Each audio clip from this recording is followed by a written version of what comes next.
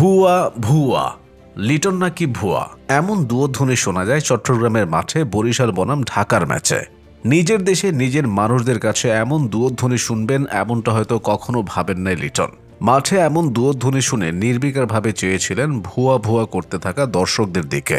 তার এই চেয়ে থাকা দেখলে যে কোনো ক্রীড়াপ্রেমীর মন ভাঙতে বাধ্য।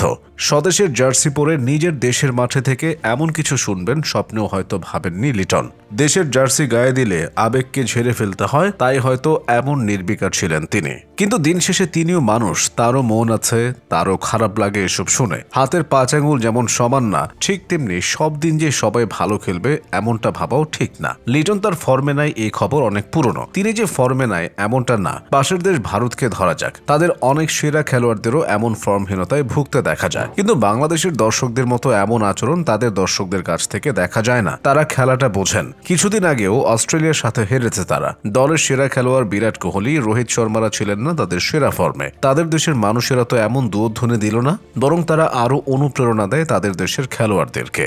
আর আমরা ঠিক তার উল্টো। লিটন তার ফর্মে নেই, সেজন্য তিনি নেই চ্যাম্পিয়ন্স ট্রফির দল থেকে। হয়তো এই বাদ পড়ার জেদ থেকে কিনা আগের ম্যাচে করে ফেললেন দুর্দান্ত সেঞ্চুরি, যা ছিল দেশের খেলোয়াড়দের মধ্যে সবথেকে কম বলের সেঞ্চুরি। এই সেঞ্চুরির মাধ্যমে তিনি জানান দিয়েছিলেন, আমি এখনো ফুরিয়ে যাইনি। কিন্তু পরের ম্যাচে ফরচুন বরিশালের সাথে ম্যাচের সময় তিনি যা দেখালেন তা হয়তো মনে গেঁথে থাকবে অনেকদিন। পারফর্মিং আর্টের দুনিয়াটা এমনই, আপনি যদি পারফর্ম করতে পারেন তাহলে আপনি হবেন হিরো, আর না করতে পারলে শুনতে হবে নানা ধরনের কথা, দুয়োধ্বনি।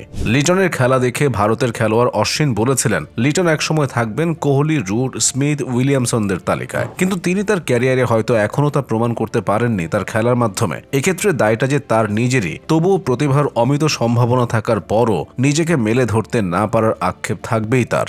আয়নার সামনে দাঁড়ালে তাকে হয়তো কুরে কুরে খাবে তাকে। বাঙালিদের এই কুৎসিত মনোভাবের কাছ থেকে রেহাই পাননি বাংলাদেশের সর্বকালের সেরা খেলোয়াড় সাকিব আল হাসানও। সাকিব আল হাসানকে শুনতে হয়েছে নানা সময়ে ভুয়া ভুয়া ধ্বনি। সাকিব তার সময় ছিলেন সেরাদের একজন, তাকেও ছাড় দেই নাই আমরা। সাকিব হয়তো রাগে মাথার গরম খেলোয়াড়, কিন্তু সে যে সেরা প্রমাণ করেছেন অনেকবার, দেশকে করেছেন গর্বিত। তেমনি একসময় লিটন দাসও ফিরবেন তার সেই সেরা ফর্মে, চিরচেনা তার মারমুখী ফর্মে।